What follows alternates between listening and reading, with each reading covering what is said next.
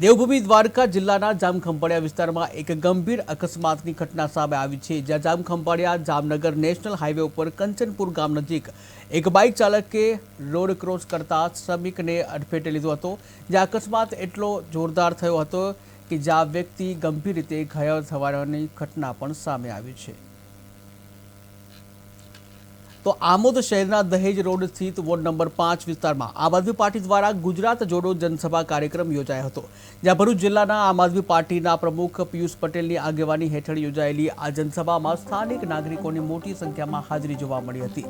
પિયુષ પટેલે જાહેર કર્યું કે આગામી સ્થાનિક ચૂંટણીઓમાં આમ આદમી પાર્ટી આમોદ નગરપાલિકા, તાલુકા પંચાયત અને જિલ્લા પંચાયતની તમામ બેઠકો ઉપર ચૂંટણી લડશે।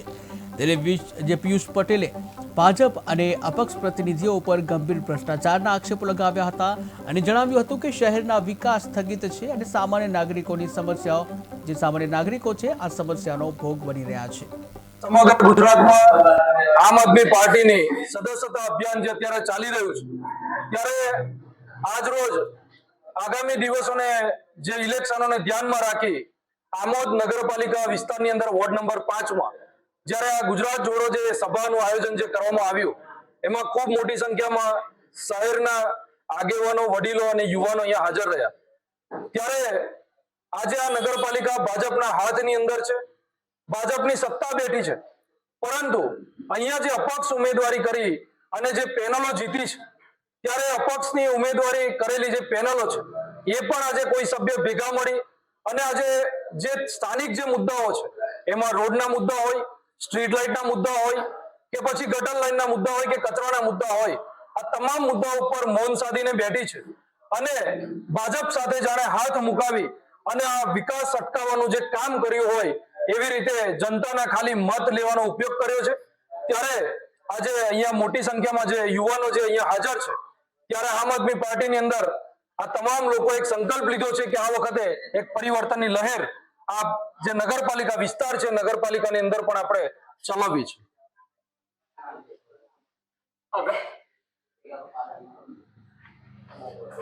અગાઉ આમોદ નગરપાલિકાનું ઇલેક્શન આવી રહ્યું છે, તો તેમાં આમ આદમી પાર્ટીના ઉમેદવાર મિત્રો કેટીવી ગુજરાતીમાં આપનું હાર્દિક સ્વાગત છે। આજ રોજ આમોદ નગરપાલિકાનું ઇલેક્શન આવનાર સમયમાં આવી રહ્યું છે, તાલુકા પંચાયતનું ઇલેક્શન આવી રહ્યું છે, જિલ્લા પંચાયતની લઈને આમ આદમી પાર્ટી દ્વારા હાલથી જ તડામાર તૈયારીઓ કરવામાં આવી છે।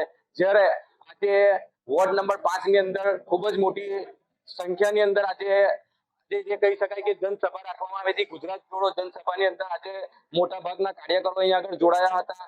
પહેલી વાર આમોદ નગરની અંદર આજે વોર્ડ નંબર 5 ની અંદર આમ આદમી પાર્ટીની ખૂબ જ મોટી મીટિંગ થઈ, જેની અંદર આપણી સાથે ભરૂચ જિલ્લા પાર્ટીના પ્રમુખ પિયુષભાઈ પટેલ પણ ઉપસ્થિત છે। આ મીટિંગની અંદર કયા કયા મુદ્દાઓ હતા અને મુખ્ય હેતુ શું છે આ જે મીટિંગ થઈ તે બાબતની અંદર?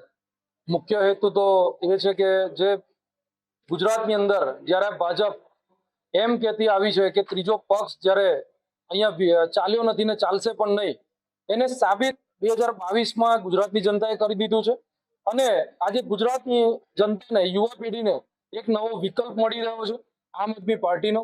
અને આમ આદમી પાર્ટી થકી જે લોકોના પ્રશ્નને જે અત્યાર સુધી જે સોલ્યુશન નથી આવતા, જેના પ્રશ્નો આજે પણ લોકોના ઉકેલાતા નથી, જેમ કે રોડ હોય, ગટર લાઈનો હોય, પીવાના પાણીની સુવિધાઓ ના હોય, તમામ પ્રશ્નો ઉપર નિરાકરણ લાવવા માટે આમ આદમી પાર્ટી ખૂબ સક્રિય થઈ ચૂકી છે અને આજે ગામે ગામ આ જનસભાઓ આજે ચાલુ કરી છે અને એના પરિણામો આવનારા જે ઇલેક્શનો છે એની અંદર ચોક્કસપણે ગુજરાતની જનતાને દેખાશે।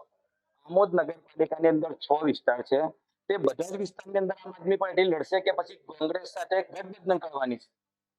કોંગ્રેસ સાથે ગઠબંધન કરીને લોકસભાની અંદર જોઈ લીધું।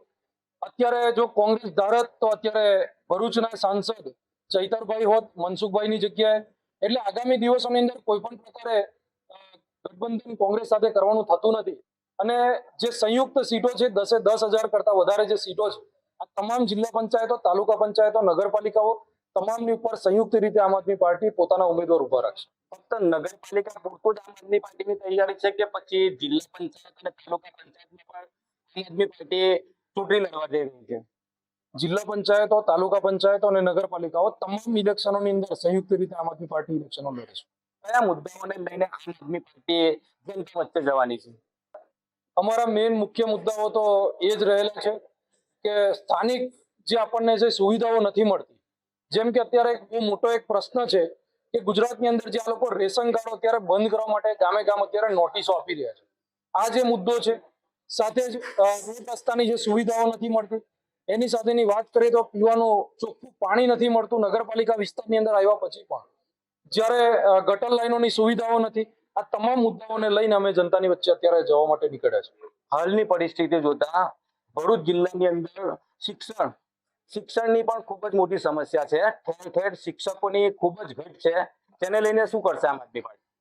આમ આદમી પાર્ટી જ્યાં સુધી અત્યારે હાલમાં અમારા ધારાસભ્ય દેડિયાપાડાના જેલની અંદર છે, અને એ પણ આ ભાજપના કારણે એમને જે ભ્રષ્ટાચારો બહાર ન નીકળે એના કારણે એમને જેલની અંદર જે ખોટો કેસ બનાવીને આજે એમને મૂક્યા છે, ત્યારે ચૈતરભાઈ જ્યાં સુધી બહાર હતા ત્યારે સડકથી લઈને સદન સુધી આ શિક્ષકોની ભરતીના મુદ્દાને લઈને ઘણી બધી વખત એમને રજૂઆતો કરી છે, પરંતુ ભાજપે એ કામ ન કરી અને ભરતી ના કરી અને ચૈતરભાઈને કેવી રીતે અંદર કરવા એના ષડયંત્રો કર્યા.